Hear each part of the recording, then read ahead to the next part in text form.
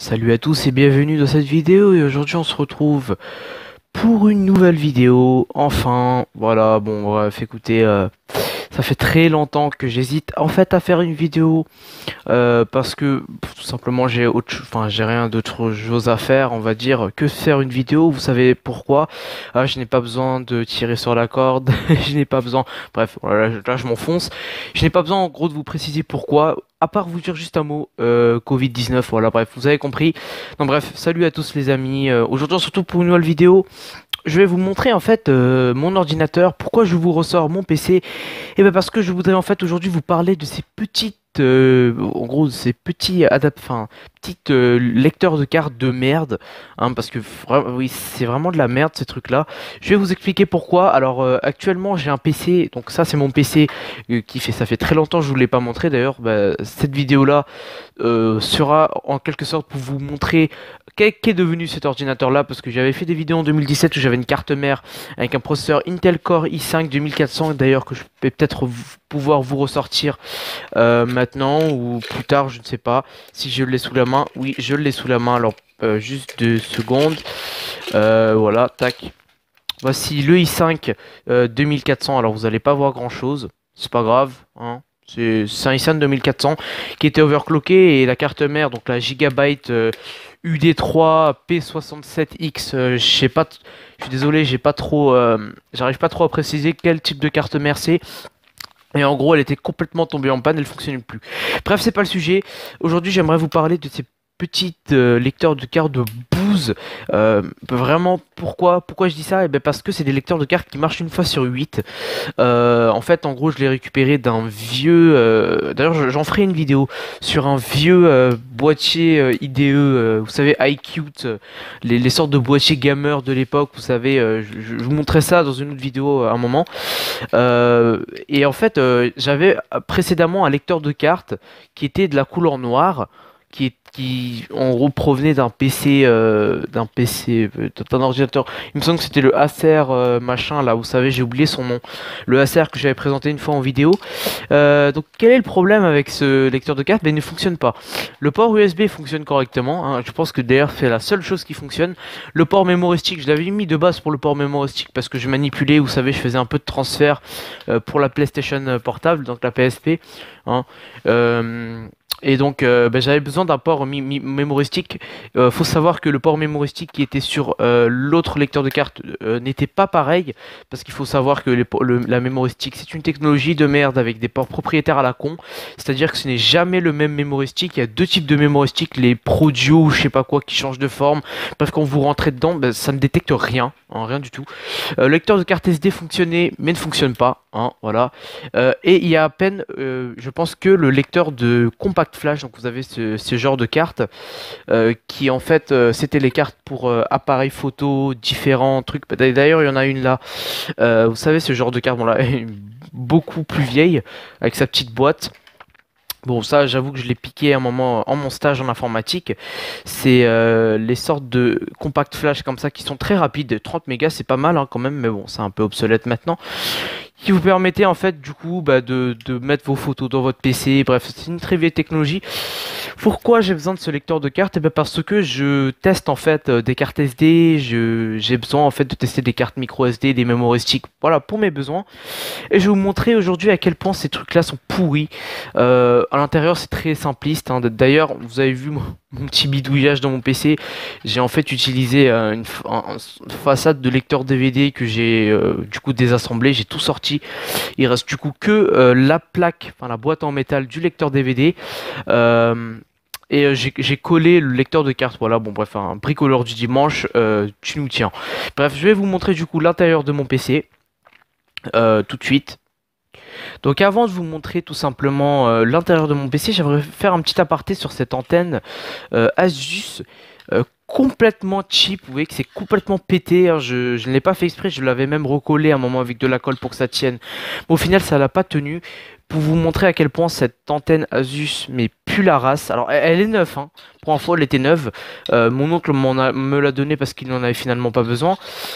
Cette antenne est complètement défoncée. En fait, c'est juste le dock qui permettait de faire tenir l'antenne. Vous voyez qui est complètement naze. bref, c'est de la merde. Oui, alors comme vous voyez, j'ai cette nouvelle carte mère. Alors cette carte mère là, elle a un gros problème. Vous savez pourquoi? Parce que tous les ports USB, donc ceux-là, hein, tous ces ports USB 3.0 ne fonctionnent pas. Je m'explique. Tous ces ports USB ne fonctionnent pas, pour dire en fait, en gros, ne fonctionnent pas. Comment ne fonctionne pas? Ben, ne fonctionne pas parce qu'ils ne donnent que de l'électricité et en fait, enfin, vous savez, l'échange de données ne fonctionne pas. Je ne sais pas pourquoi. C'est-à-dire en fait que quand par exemple je branche un clavier ou une souris, et ben, il y aura juste de l'alimentation qui va partir. Sinon, l'ordinateur ne va pas détecter qu'on a branché quelque chose d'ici. Ces ports USB ne servent qu'à donner de l'électricité. Je ne sais pas pourquoi ça fait ça. J'ai beau changer les paramètres dans le BIOS, ça ne change rien. J'ai essayé aussi de faire, vous savez, un reset BIOS. Bref, tous les trucs nécessaires. Je ne sais pas, ça fonctionne pas. Il me semble que la carte mère doit être endommagée. Bon, d'ailleurs, la qualité des fils, hein, vous voyez, c'est... Bref, je vais vous montrer du coup l'intérieur de mon boîtier. Voilà, donc voici l'intérieur de mon boîtier. Donc, c'est juste énorme. Alors il y a, donc je pense que l'alimentation, vous l'avez reconnu, c'est ma fameuse Corsair, la fameuse Corsair VS 550 modulaire, une alimentation qui depuis que je l'ai acheté fonctionne parfaitement bien. Alors là vous avez vu d'ailleurs qu'il y a un petit problème avec ce boîtier que j'ai eu depuis toujours en fait, c'est que je n'ai pas les attaches pour fixer les disques durs et ça il faut savoir que ça vient d'un autre boîtier, le Cooler Master AFX. D'ailleurs cette chose là ne fonctionne pas avec mon boîtier, je vais vous montrer d'ailleurs pourquoi. Voilà, ça ne rentre tout simplement pas. Et ça, du coup, reste comme ça. C'est complètement con. Bref, j'achèterai peut-être ces trucs-là qui coûtent une plomb. En attendant, j'ai juste un disque dur ici qui n'est fixé à rien, malheureusement. À savoir que c'est très mauvais, ça, pour les disques durs. Donc, je mettrai peut-être de la mousse sur les côtés pour pas que ça vibre trop. Sinon, ce disque dur-là, c'est un disque dur de Tera, fonctionne parfaitement bien. Alors, voici l'énorme ventirad du processeur. Donc c'est un Intel Core i7 4770 il me semble. Je vous mettrai la config complète dans du coup la description de la vidéo. Ceci c'est une Nvidia GeForce GTX 790, donc une carte mère, enfin une carte graphique qui fonctionne assez bien. Et voilà, donc en bas nous avons un petit SSD. Voilà, un petit SSD de 230 Go, un Kingston, non, comment ça s'appelle? J'ai vu très peu la marque, mais c'est Crucial, voilà. Crucial, machin truc, SSD, vous savez, les SSD, il y a même des pubs qui passent par rapport à ça. Bref, c'est pas le sujet, je voudrais revenir sur cette petite aparté. Donc, voici le lecteur de carte. Voici le lecteur de carte, donc c'est un lecteur de carte très basique qui se branche, vous voyez, sur le port qui est juste en bas. D'ailleurs je vais l'enlever. C'est en fait voilà, ça se branche comme ça sur un port USB classique, enfin sur l'USB classique quoi, qui est dans votre ordinateur. Et tout simplement ce truc là a de gros problèmes, c'est à dire qu'il ne fonctionne pas du tout. D'ailleurs j'ai Windows 8 d'installer sur cet ordinateur là. Bon, pourquoi Windows 8 et non Windows 10? C'est parce que vous savez que moi je suis quelqu'un qui déteste à peu près Windows 10. Je déteste du coup l'interface que Windows 10 nous chie à la gueule. D'ailleurs Microsoft sont complètement en train de foutre le bordel avec Windows. Ils ont d'ailleurs complètement changé l'interface. C'est vraiment, enfin, je n'ai pas envie de voir ça. Bref, du coup ce truc USB là, la con. Du coup ce qui se passe c'est que j'ai Windows 8 d'installer, voilà, donc j'en perds un peu mes mots. Oups, pardon, le coup dans la caméra. J'ai Windows 8 d'installer et qu'est-ce qui s'est passé? À un moment, si vous laissez une carte SD dedans, le système d'exploitation risque de ne pas répondre. Mais quand je dis pas répondre, c'est vraiment pas répondre. Ce truc là fait friser le système d'exploitation quand il y a une carte SD d'insérer. Alors, pour info, je trouve ça pas du tout normal. Hein. Normalement, le lecteur de carte, le firmware qui est dedans devrait faire en sorte de se désactiver parce que tous les périphériques au démarrage de Windows se désactivent. Et ça me fait ça hors du démarrage. C'est-à-dire que ça peut aussi me faire ça pendant que Windows est en route. Hein. Vous savez, Windows, là, vous êtes en train de faire quelque chose. Vous mettez une carte SD et là, tout à coup le système freeze totalement. Oui, j'ai 16 Go de RAM ainsi, je vous l'ai pas précisé mais j'en ai 16. Le système freeze totalement, c'est juste n'importe quoi. Donc c'est vraiment. Alors, si vous cherchez du coup des boîtiers USB externes comme ça pour ajouter des ports USB 3, pour l'instant, je n'ai pas encore du USB 3, mais j'en aurai bientôt. Je vais bientôt en commander d'ici. Enfin, si jamais les commandes passent, hein. Parce qu'en ce moment, faire des commandes en France, c'est très très compliqué, hein. Je pense que vous savez pourquoi. J'ai pas besoin de. Voilà, comme je vous l'ai dit, j'ai pas besoin de vous préciser pourquoi c'est compliqué. Voilà, donc c'est un peu la galère. Donc du coup, je vais virer cette merde. Je pense même que je vais l'enlever. Alors, j'en l'enlève pas. Vous savez pourquoi? Parce que ça me fait toujours un port USB 2.0 façade d'actif, ce qui me permet en fait, en gros, de brancher cette carte son là. Donc, le truc que je compte acheter, je vais peut-être vous mettre une petite photo en incrustation. C'est en gros un sorte de gros boîtier USB, vous savez, 5, machin là, vous savez, 5,25 mm, qui se met en gros à l'espace, bah, comme pour ce lecteur DVD, dans l'espace du lecteur CD. DVD, et ça vous permet en gros d'avoir de l'USB, une nouvelle carte son, parce que la carte son qui est dans ce PC là est très vieille malgré tout, elle a beaucoup vieilli, et dans mon casque, enfin, du coup la qualité de mon casque est complètement horrible. Alors là je viens de vous sortir le truc. Donc ça m'évitera aussi, vous voyez, d'utiliser ce genre d'adaptateur qui fonctionne très bien, hein. C'est une carte son externe Ugreen de très très très bonne qualité, comme je l'ai dit sur cette chaîne là.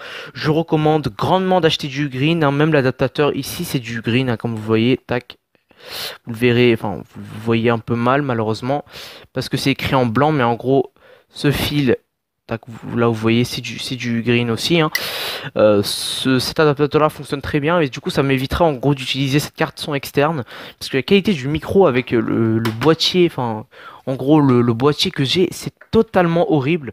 Mon boîtier, d'ailleurs le boîtier, tout ça, ce n'est pas bon, la carte son en gros, il me semble qu'elle se, oui, bah, HD audio, en bas vous avez la prise HD audio. À la place de cette prise là je mettrai la nouvelle carte son. Bref, du coup on ne pourra plus utiliser les anciens.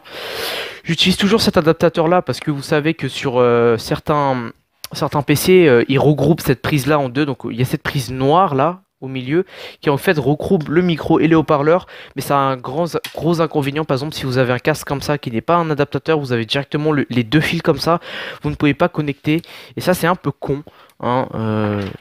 J'aimerais enfin, je vais vous l'avouer que c'est un petit peu con de faire des trucs comme ça.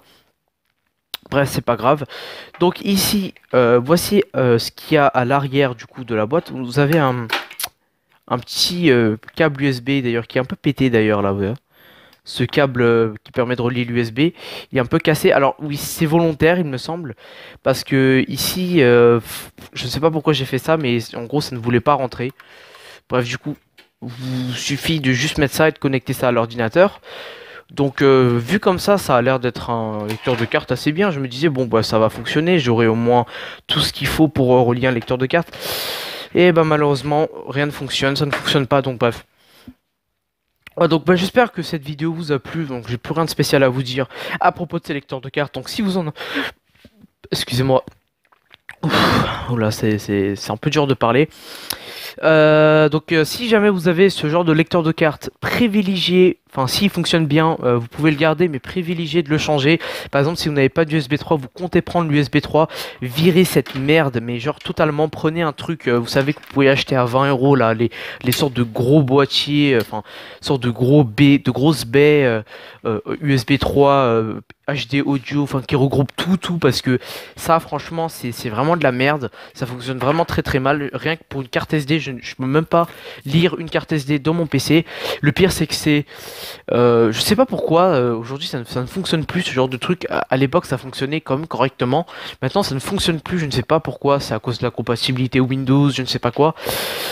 Parce que j'ai testé un autre lecteur de cartes et il y avait des effets similaires, ça ne fonctionnait pas correctement, bref. Donc du coup j'ai plus rien de spécial à vous dire, j'espère que cette vidéo vous a plu, et on se retrouve pour de prochaines vidéos. Salut tout le monde. Donc on se retrouve vite fait après la vidéo sur mon PC pour vous montrer en gros ce que c'est que ce lecteur de carte de Bose. Alors là vous avez du coup les périphériques, le téléphone, et vous avez aussi donc ceci, c'est le lecteur de carte donc en cachet. Donc je vais insérer du coup la compact flash de tout à l'heure. Alors là j'insère une carte SD d'ailleurs. Je ne peux pas vous montrer malheureusement, mais j'ai une carte SD que j'insère mais il ne se passe rien. Donc maintenant je vais insérer une compact flash. Voilà, donc vous avez vu la souris clignoter. Il est censé se passer quelque chose. Donc la deuxième LED sur le lecteur de carte s'est allumée. Donc je vous l'ai montré en incrustation comment il est fait, hein. Bah, il est censé se passer quelque chose, mais vous allez voir que le système va totalement freeze. Voilà, c'est ça, voilà. Donc, tac, bon, là, il s'est freeze, mais bon, il s'est défreeze. Normalement, une compact flash c'est censé s'afficher direct, hein, c'est pas censé faire ça. Comme vous voyez là, c'est vraiment que c'est de la merde. Euh, j'ai beau cliquer, enfin, je ne sais pas c'est lequel d'ailleurs, hein, je ne sais pas c'est quel B. Et vous voyez que, voilà, bon, ça ne fonctionne pas. Voilà, bref, je vais retirer la compact flash. Il faut, voilà, il faut savoir que ça fait friser tout le système si vous la laissez plus longtemps. Je vais essayer avec une autre compact flash pour voir si ça fait le même bug ou ça fonctionne. On sait jamais, ça peut peut-être fonctionner. Et oui, ça fonctionne. Voilà, donc ça fonctionne pas avec toutes les cartes. Alors, bon, 64 mégas, je vois pas ce que je pourrais faire avec une compact flash pareille. Bref, bon, bah, j'espère que du coup vous aurez vu le niveau de ces lecteurs de cartes. Normalement, toutes les cartes devraient fonctionner. Celle que j'ai, donc c'est une SanDisk 4 Go, elle fonctionne normalement parfaitement bien et je ne vois pas pourquoi elle fonctionne pas là. Allez, salut tout le monde.